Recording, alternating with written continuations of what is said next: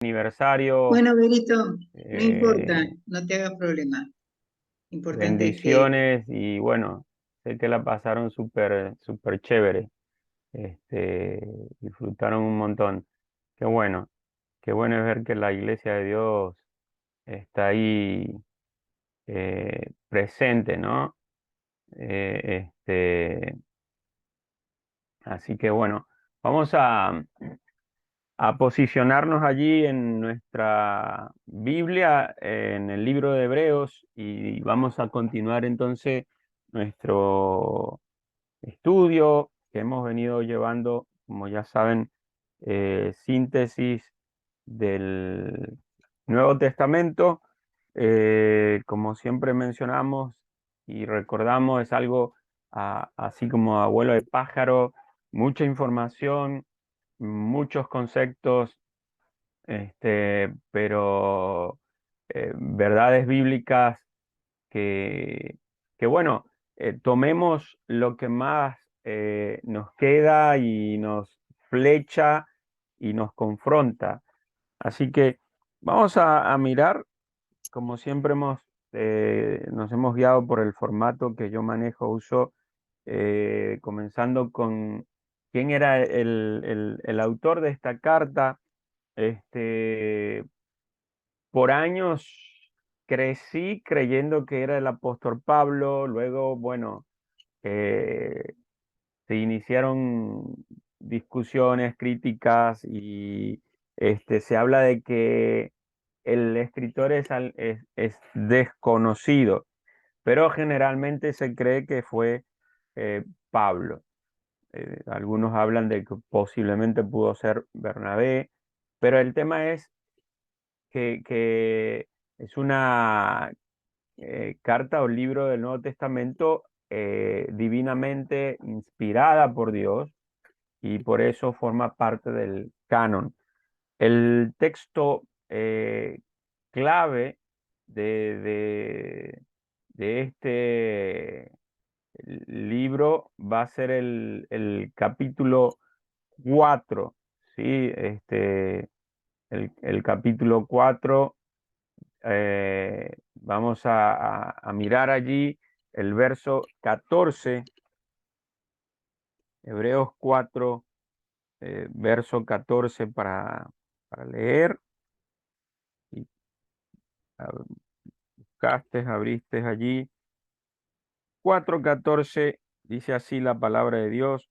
Por tanto, teniendo un gran sumo sacerdote que traspasó los cielos, Jesús, el Hijo de Dios, retengamos nuestra profesión, nuestra vocación, lo que decimos ser seguidores de Cristo, hijos de Dios. Así que ese va a ser el texto clave para tener en este libro de Hebreos. El mensaje va a ser el siguiente, y es un mensaje a los cristianos hebreos para desafiarlos a romper con el judaísmo y alentarlos a seguir con Cristo, quien ofreció un nuevo pacto mejor que el antiguo.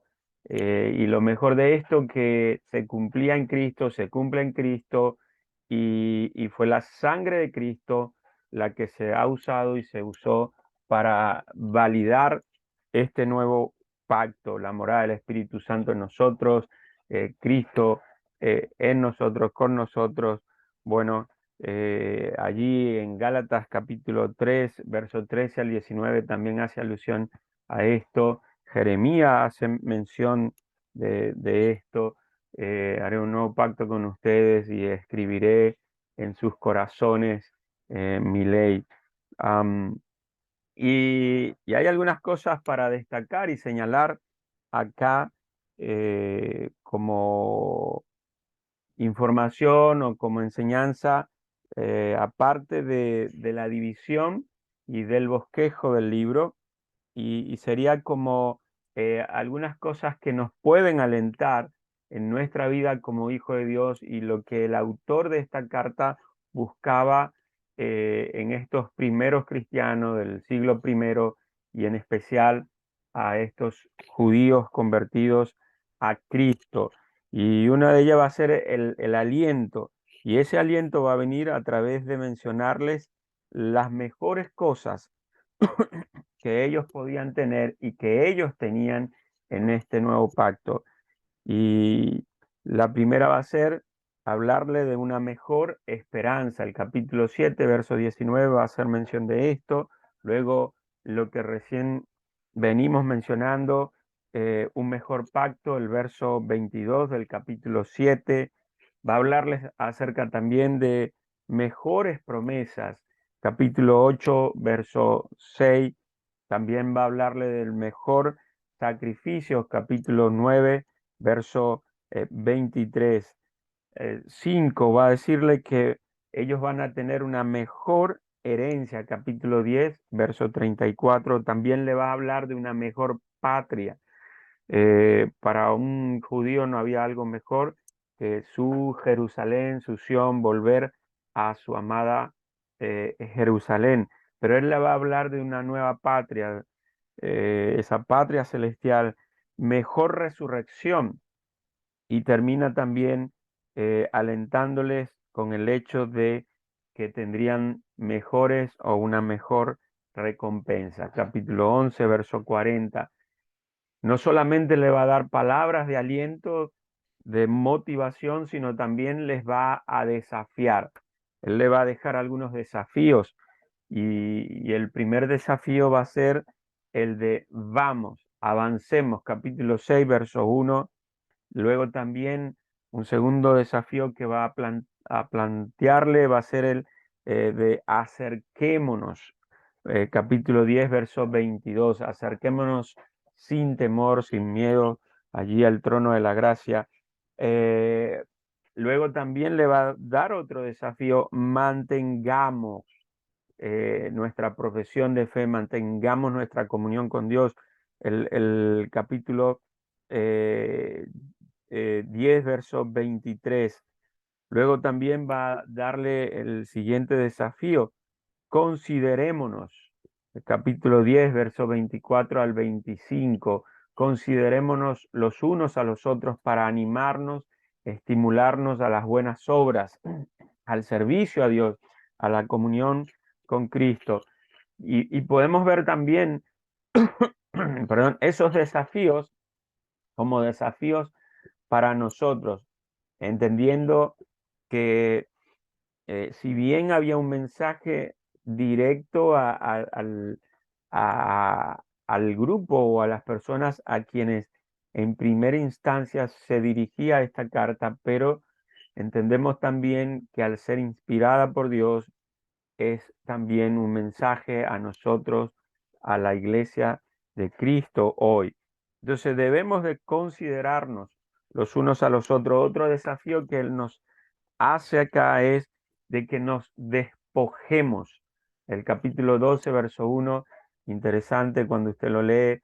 Estamos en una carrera cristiana, en una maratón, y para avanzar, para llegar a la meta, tenemos que despojarnos de todo peso y pecado que nos asedia, señala allí el autor de esta carta. Eh, Otro desafío que nos hace es que corramos con paciencia la carrera que tenemos por delante. Capítulo 12, verso 1 y 2.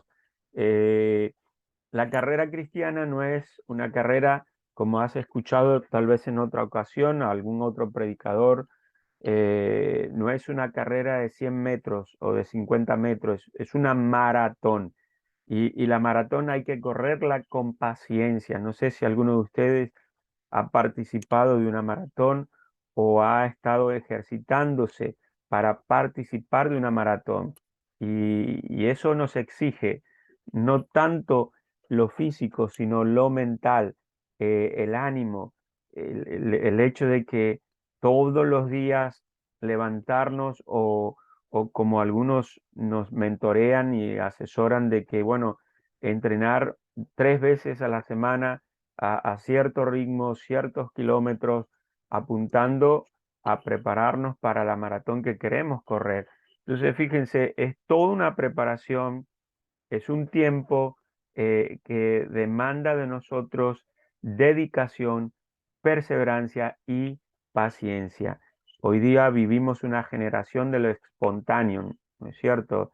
Queremos comer pochoclo, vamos al mercado, compramos la bolsita, la metemos en el microondas y ahí ya tenemos, ¿no? Y vamos al celular y con un touch, un toque, vamos pidiendo y recibiendo cosas que deseamos y queremos. Pero la vida cristiana no es así. Corramos con paciencia. Luego también nos desafía a que salgamos a Él, que le busquemos a Él, que nos encontremos con Él. Capítulo 13, verso 13. Luego también nos desafía a ofrecer alabanza. Dice acá en mis notas, ofrezcamos alabanza. Capítulos 13, verso 15. Como le he compartido, estamos en la plantación de una nueva iglesia acá y uno de nuestros propósitos o visión como proyecto o plan de trabajo como iglesia que todo creyente queremos que maneje es que queremos conectarnos con Dios, queremos conectarnos con otro, queremos conectarnos con un ministerio y queremos conectarnos con una misión, pero lo primero que queremos es conectarnos con Dios y eso significa adorarle y alabarle. Cada domingo que tenemos nuestro culto de celebración, pero cada día también podemos ofrecer alabanzas a Dios. Dios quiere escucharnos, Dios quiere oír allí de nuestro corazón, saliendo de nuestra boca o por nuestra boca, esa adoración, esa alabanza a Él. Y luego la estructura o la división del libro o el bosquejo sería este. Tres puntos. El primero sería que nos habla acerca de la mejor persona y esa mejor persona es la persona de Cristo, Jesús, nuestro amado Salvador. ¿Y por qué Él va a ser la mejor persona? Esto va desde el capítulo 1 al capítulo 7. Bueno, porque Jesús, el Hijo, es mejor que los profetas. Él está por encima, uno mayor que los profetas. Por eso Él es mencionado como la mejor persona. Se adora, entre comillas, o mejor digámoslo así, una persona apreciada en el pueblo judío, en el pueblo israelita, era el profeta, porque los mantenía comunicados con Dios. Ellos querían escuchar, querían oírle, porque él traía el mensaje de Dios para ellos, porque en su momento el pueblo de Israel no tenía todo el canon o no estaba toda la palabra escrita. Entonces Dios usaba el profeta para comunicarse, pero Cristo va a mostrarse y va a aparecer aquí como mejor que los profetas. La mejor persona, Jesús, el Dios hombre, mejor que los ángeles. Vamos a encontrar que la persona de Cristo era muchísimo mejor que los ángeles, que estos seres creados por Dios para ministrarnos como sus mensajeros. Ellos tenían y tienen dones, talentos, capacidades que exceden a las del ser humano, eh, de transportarse de, por, de manera increíble a una velocidad extraordinaria de un lugar a otro, y poder para hacer cosas que nosotros no podríamos hacer. Bueno, Jesús es muchísimo mejor que los ángeles, por eso es una mejor o es la mejor persona. Jesús el apóstol, mejor que Moisés. Esto lo vas a leer y mirar en el capítulo 3 verso 1 al 19. Moisés fue el libertador de Israel, fue uno de los patriarcas más, o es uno de los patriarcas del pueblo judío, querido, respetado y honrado.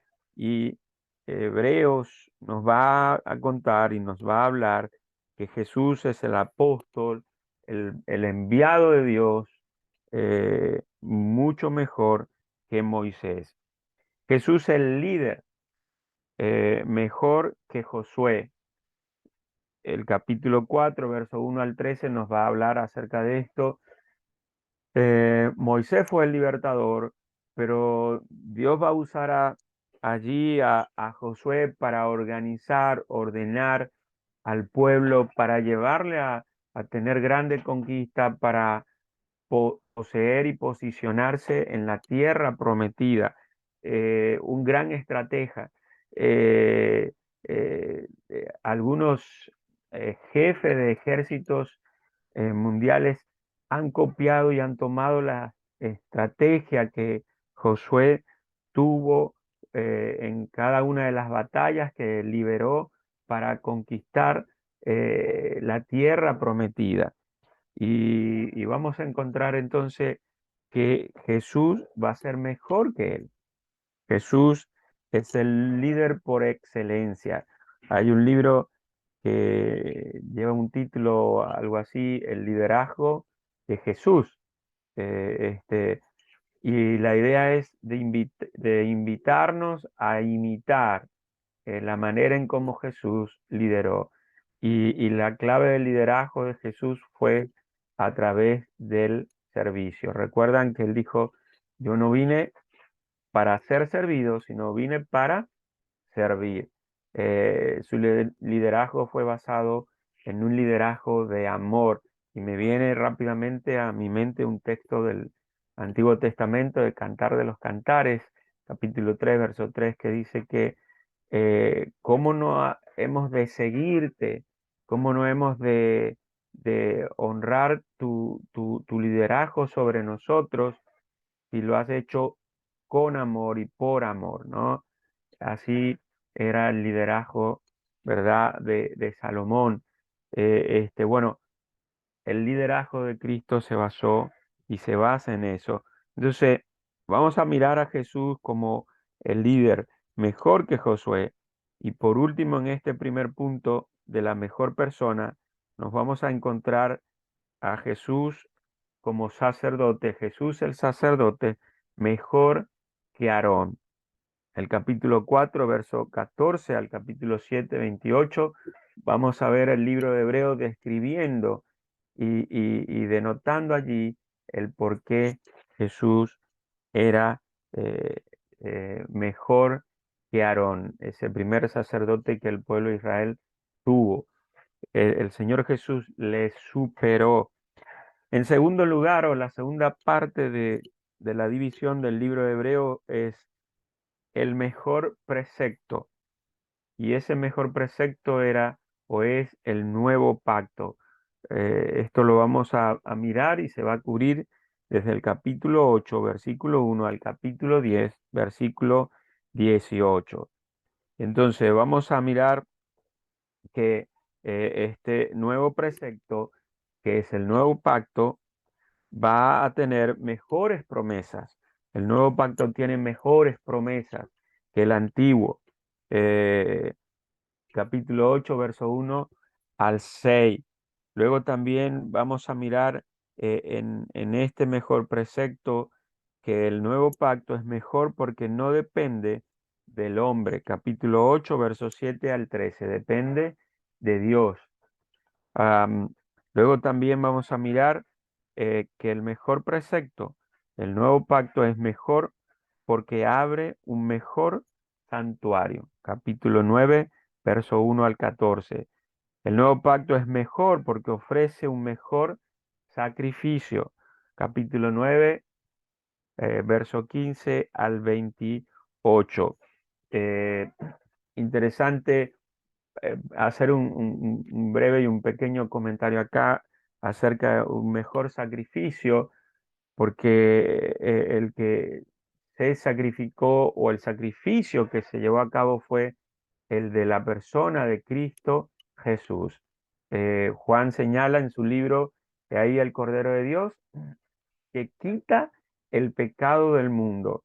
Los otros sacrificios solo cubrían el pecado, calmaban la ira de Dios hacia el pecador, pero cuando Cristo es ofrecido como ese cordero, dice allí Juan que no cubre solamente, sino que quita el pecado.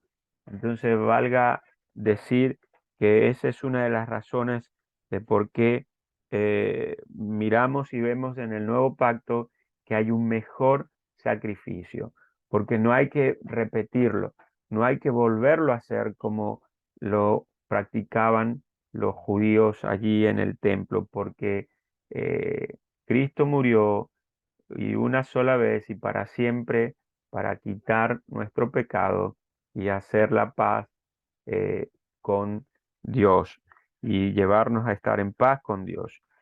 Es el mejor precepto porque es un nuevo pacto y ese nuevo pacto es mejor porque produce mejores resultados. Capítulo 10, versículo 1 al 18. Mejor resultado porque Cristo está con nosotros, el Espíritu Santo mora en nosotros y nos da el poder, la capacidad para vencer el pecado. Nos alienta, nos motiva a avanzar en nuestra carrera y y se ve el fruto de esto. Eh, Me viene a la mente una ilustración o historia que en un pueblo ateo llegó a retar al pastor de este pueblito y el pastor estaba consternado y lleno de temor porque él no había ido a una escuela formal teológica eh, y este hombre tenía doctorado, máster y bueno, se acercaba el día domingo para el encuentro y este pastor va el día sábado allí donde se hospedaba el hombre, le toca la puerta en el hotel y le dice, mire, yo mañana lo espero, nuestro servicio comienza a las 9 de la mañana, lo único que le pido es lo siguiente, yo voy a estar allí con 200 personas que sus vidas fueron transformadas y cambiadas por Cristo, por lo que predicamos, por la palabra de Dios. Yo lo único que le pido es que usted pueda llevar también 200 personas, que su teoría, que su hipótesis haya transformado, haya cambiado su vida. O sea, que haya dejado el alcohol, las drogas, que su matrimonio estuviese por romperse y que su teoría y su enseñanza les llevó a restaurarle y estar firme hoy día. Bueno, llegó el día, eh, este, ¿y saben qué pasó? Este hombre no llegó, no apareció. Entonces, pensando un poco sobre el nuevo pacto es mejor porque produce mejores resultados en lo espiritual, en lo eterno, pero solamente me enfocaba un poco ahora en esto, ¿no? En los cambios que ese nuevo pacto ha hecho en nuestras vidas. Y por último, el tercer punto de este bosquejo del libro de Hebreos tiene que ver con la fe. Y se menciona o se titula así, el mejor principio, fe, fe, confianza en Dios.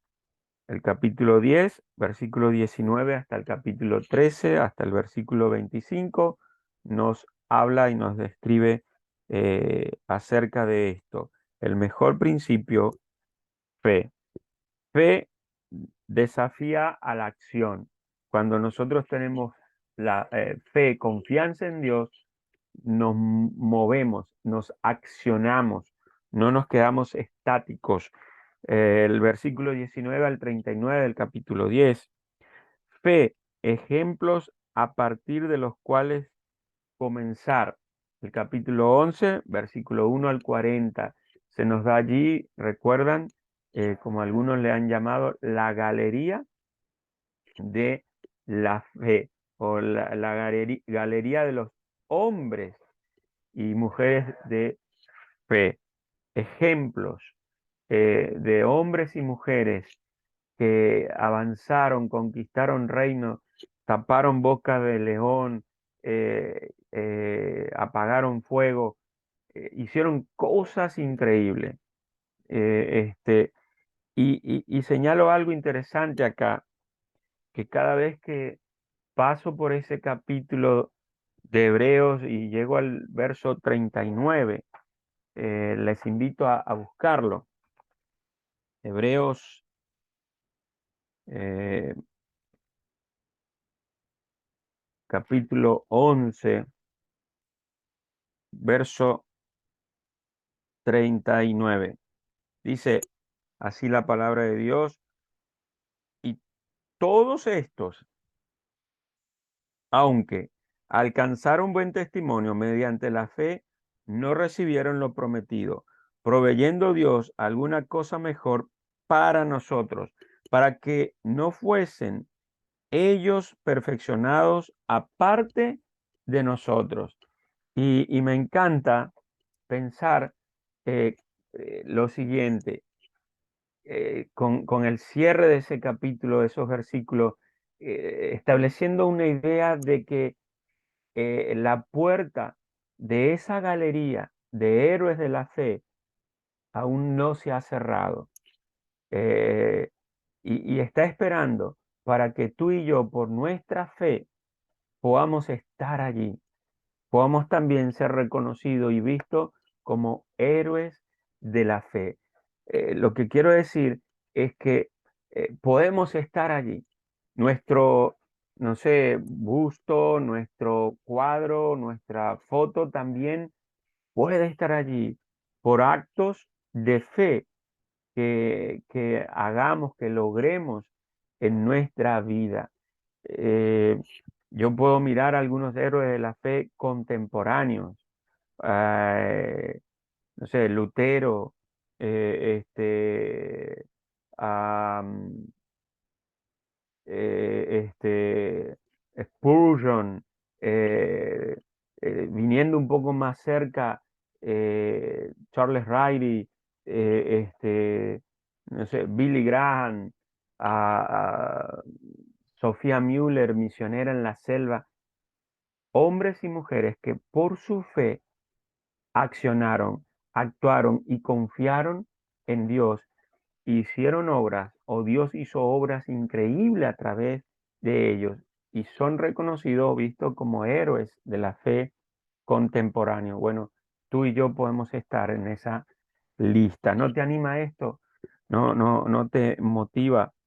Eh, Luego avanzando dice también, fe bajo la prueba, capítulo 12, verso 1 al 29. Fe produciendo obediencia, capítulo 13, verso 1 al 17. Y luego termina allí el libro con bendiciones y salutaciones apostólicas. Allí el capítulo 13, verso 18 al 25. Bueno, esa es la enseñanza de este libro, eh, que nos deja, pero pensando, ¿no? Un poco en el hecho de la motivación que Dios a través de este libro nos quiere dar, los desafíos que nos da, y terminando con lo que recién decía, el hecho de que el mejor principio que podemos tener en nuestras vidas es la fe, la confianza en Dios, que nos puede llevar a, a mover montañas. Y esas montañas pueden ser dejar nuestra vida pasada atrás, enfocarnos a las cosas nuevas que Cristo tiene para nosotros, desarrollar el ministerio dentro de nuestra iglesia local que Dios a través de nuestros líderes nos ha encomendado. eh, Ser un impacto para los jóvenes que están en nuestro club bíblico, en nuestro programa de olímpico, bueno, avanzar por fe en estos ministerios, en nuestra vida, en nuestra influencia en cuanto a la crianza de nuestros hijos. Avanzamos y vamos a mirar ahora allí el libro de Santiago. Santiago es llamado por Pablo como el hermano del Señor. Allí en Gálatas capítulo 1, verso 19, se hace alusión o referencia a esto. Y entonces el autor o el escritor de esa carta va a ser Santiago, ¿no? El hermanastro del Señor Jesús, ya que tenían la misma madre, pero no el mismo padre terrenal, ¿sí? La fecha, eh, dice, generalmente considerada como el primero de todos los escritos del Nuevo Testamento y está fechado allí alrededor del año 45 después de Cristo. El versículo clave va a ser el capítulo 2 verso 20, que lo busco para leer. Dice así, capítulo 2 verso 20. Mas, ¿quieres saber, hombre vano, que la fe sin obras es muerta? Podemos hablar de que creemos en Cristo, pero si la gente en nuestro entorno, nuestra familia, nuestros vecinos y luego nuestra iglesia no ve cambio en nuestras vidas, es muy complicado que puedan decir que nosotros tenemos a Cristo como Salvador y Señor de nuestras vidas. El mensaje de esta carta es una fe que obra, una fe que obra. La palabra fe se menciona unas 16 veces en el libro y la palabra obra unas 15 veces. ¿Ok? Y, y la división o el bosquejo de este libro es el siguiente. El primer punto es fe verdadera revelada. Y esto abarca el capítulo 1 verso 1 hasta el capítulo 2 versículo 26. Eh, y esa fe verdadera revelada se denota a través de las siguientes cosas que les voy a mencionar. Dice, por la habilidad para soportar la prueba. Cuando estamos bajo prueba y dificultad, ¿cómo accionamos? ¿Cómo nos comportamos? ¿Cómo actuamos? Revela si realmente confiamos y fiamos nuestra vida en Dios. Por la habilidad para soportar la prueba, por la habilidad para reconocer y resistir el pecado, para no ser prueba fácil y no ser presa, perdón, no ser presa fácil, o mejor dicho, no ser presa del pecado. Por la obediencia a la palabra de Dios, ¿ok? Nuestra sujeción y sumisión y tener como autoridad suprema la palabra de Dios y no el consejo humano. Por la habilidad para controlar la lengua, cosa complicada, ¿no es cierto? Este, eh, eh, bastante complicado, interesante el tema.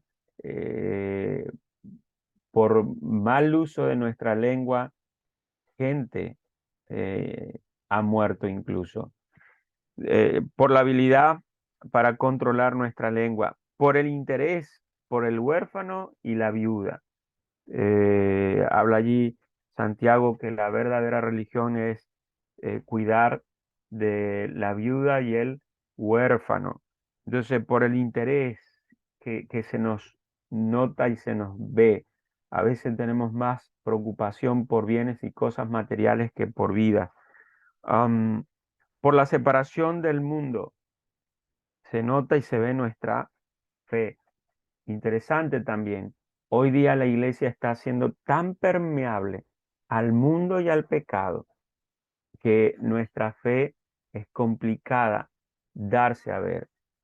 Eh, este, bueno, hablábamos con mi hijo de algo en estos días que aconteció en Buenos Aires. Eh, y él dice, increíble, la mayor presencia en ese evento fueron cristianos, fueron creyentes, personas que profesan ser hijos de Dios. Pero si los convocas para una jornada evangelística, para hacer un bien al prójimo, es complicado que aparezcan. Hasta incluso al participar de esa actividad tuvieron que invertir una gran cantidad de dinero. Y cuando tú lo invitas para servir o predicar el evangelio, te van a decir, bueno, ¿me vas a pagar el pasaje? ¿Me vas a cubrir los gastos? ¿Cómo es el asunto? Como decimos en Venezuela, ¿no? ¿Cuánto hay para eso? Este, entonces, bueno, la dejo allí picando. Ah, por la habilidad, por la separación del mundo, por la imparcialidad hacia los hermanos, no haciendo acepción de personas. El capítulo 2 verso 1 al 13 va Santiago a enseñar sobre esto, por la manifestación de buenas obras. Eh, Pablo escribe también y dice, no nos cansemos pues de hacer el bien, porque a su tiempo segaremos. El segundo punto o división de esta carta es fe verdadera retrasada, o sea, que se nos complica manifestarla, ponerla por obra o en práctica. ¿Por qué? Por una lengua descontrolada. Eh, Proverbio habla de que hay palabras que son más fuertes que un golpe de espada. Eh, la blanda respuesta aplaca la ira, pero pareciera ser que nosotros le damos rienda suelta a nuestra lengua. Los casados y tal vez alguno de los miembros del matrimonio o alguno de los cónyuges tiene la especialidad de usar de una manera bastante continua a, a la lengua, pero no para edificar, sino para destruir, ¿no? Para eh, pullar. Bueno, esto retrasa nuestra fe por una lengua descontrolada, eh, por una lengua que habla dos cosas opuestas. Santiago dice, no podemos tener agua dulce por un lado, por una misma fuente y amarga también por una misma fuente. Eh, no podemos bendecir y maldecir. Y, y- y nuestra fe verdadera se retrasa por usar muchas veces de manera opuesta a nuestra lengua. Hablamos dos cosas opuestas, por envidia, celos y contención.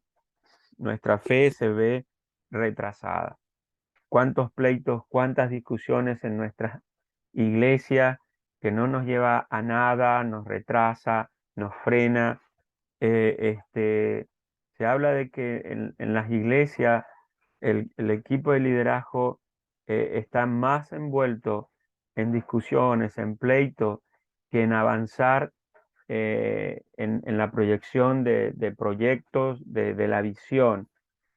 Eh, por pasiones carnales, nuestros deseos siempre inclinados hacia lo malo, por hablar mal de los hermanos, el chisme, la murmuración, eh, por la voluntad del yo, por imponernos, por el egocentrismo, nuestra fe verdadera se retrasa.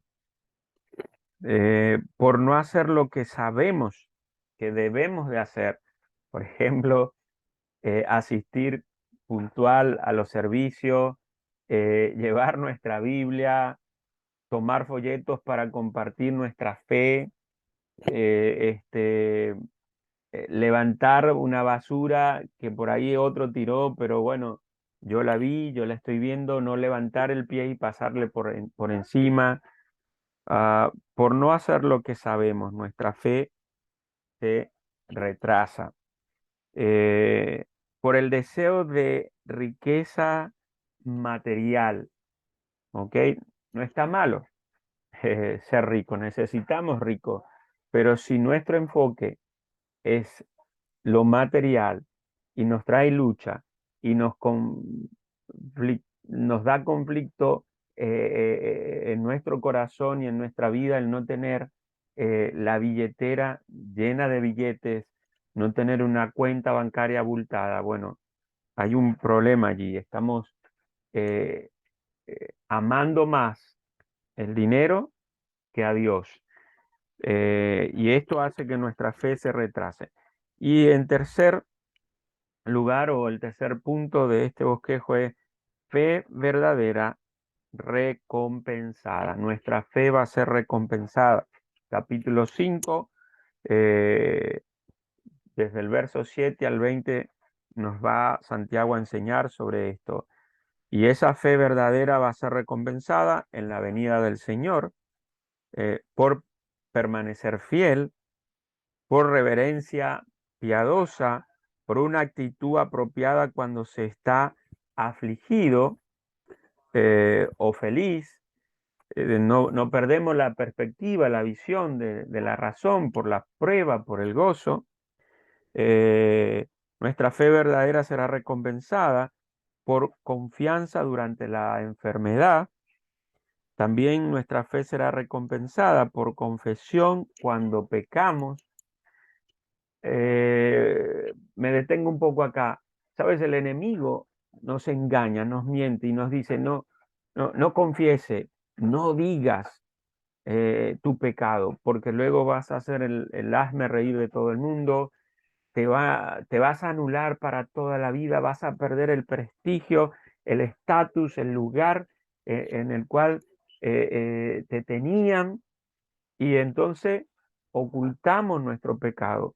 Y tal vez ese pecado, si bien para Dios no hay grado de pecado, pero tal vez era algo, entre comillas, simple, sencillo, pero por no confesarlo, ese pecado me lleva a otro pecado, y cuando vengo a mirar, estoy enchastrado en el pecado y bien distante de Dios. Y en vez de parar en ese momento, y por no hacerlo, quedo enchastrado, envuelto en el pecado y complicado luego salir del lodo, del barro del pecado. Obviamente la gracia de Dios nos puede sacar, pero vamos a quedar con marcas, secuelas, y necesitamos ser vulnerables, necesitamos confesar nuestros pecados, nuestras luchas para ser animados, para ser contenidos y para ser movidos a cumplir con el propósito de Dios. Eh, Nuestra fe verdadera será recompensada por la oración eficaz y ferviente. Hoy me tocó enseñar en el devocional del equipo y señalaba algo interesante. Y prediqué allí el capítulo 4 de Jonás y hacía mención de que Jonás tuvo una vida de oración, pero fue una vida de oración egoísta. En el capítulo 2 él va a orar a Dios, pero por su salvación, por su liberación, por su rescate, no por reconocer y admitir, sí, el pueblo de Nínive necesita de Dios, necesita escuchar de la palabra de Dios, sino por él. Y en el capítulo 4, el verso 2, vuelve a orar, pero para reconvenirle y para pelear con Dios, porque salvó al pueblo de Nínive. Eh, este, bueno, necesitamos tener una vida de oración. ¿Cuánto hace que no has hecho una vigilia, que has tomado toda una noche, todo un día para orar al Señor? ¿Cuánto hace que no te has apartado, has tenido un ayuno, no para pedirle a Dios, sino para encontrarte con Él? Am, y eso Dios lo va a recompensar por la oración eficaz y ferviente. Y por último, la fe verdadera es recompensada por ganar a los perdidos, por ganar a los perdidos, a los que están desviados, que se han apartado, a los que aún no han conocido de Cristo, por ganar a aquellos que aún no han puesto su fe en Cristo como Salvador personal. Dios nos llamó a adorarle, pero está bueno hacerlo en compañía. Y para lograr eso hay que buscar al perdido, al hermano que está apartado. Hagamos una lista con nombre y apellido de personas que se han ido de nuestra iglesia y que están viviendo en el pecado y estamos viendo que sufren las consecuencias de esa mala vida y probablemente porque si bien ellos tomaron la decisión, pero también ninguno de nosotros le ha ido a buscar, le ha ido a rescatar.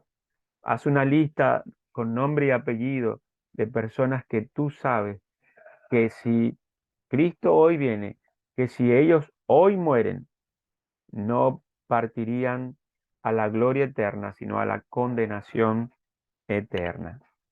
Que Dios nos anime, nos motive a vivir una fe verdadera. Que nuestra esposa, nuestro esposo, a las mujeres, que nuestros hijos, que nuestros padres, que nuestros vecinos, que nuestros compañeros de trabajo, compañeros de estudio, y fíjense cómo comienzo, ¿no? Porque son con las personas con las cuales más contacto tenemos a diario, y que nuestra iglesia, el día miércoles, el día eh, sábado o domingo que nos encontramos, puedan notar en nosotros que somos creyentes, que tenemos una fe verdadera. Amén. ¿Me permiten terminar este tiempo orando? Señor, gracias porque eres bueno, porque eres fiel. Gracias por colocar en tu canon, en la Biblia, estas dos cartas que nos hablan de que tú, oh Cristo, eres el mejor, allí en hebreo, que nos das la posibilidad de entrar en la galería de los héroes de la fe, que nos alienta, nos animas a acercarnos a ti, a vivir nuestra profesión, nuestra vocación, el hecho de que un día confesamos a Cristo como Salvador personal. Gracias por Santiago, porque nos estimula a tener una fe verdadera, una fe que se pueda notar, que las personas puedan percibir y decir sin necesidad de nosotros abrir nuestra boca, notamos algo diferente, algo distinto en ti. Eh, a qué religión perteneces y allí mostrarle y compartirle de que tenemos una relación contigo, que practicamos la verdadera religión que se preocupa por las viudas y por los huérfanos. Padre, bendice la iglesia aquí en el Hogar El Alba a seguir creciendo, a ir por más, que no sean 25 años, sino muchísimo más, sabiendo también que nuestro anhelo es que vengas pronto por nosotros, pero si aún esto no acontece, que en los años que tenemos por delante la iglesia pueda ser y pueda continuar, mejor dicho, siendo ese faro y esa luz allí en el lugar donde le has colocado como hasta hoy día lo ha sido. Oro en el precioso nombre de Cristo Jesús. Amén. Muchas gracias, hermanos. Un abrazo grande, iglesia. Les amo mucho. Oramos por ustedes y contento de compartir este tiempo de edificación con ustedes.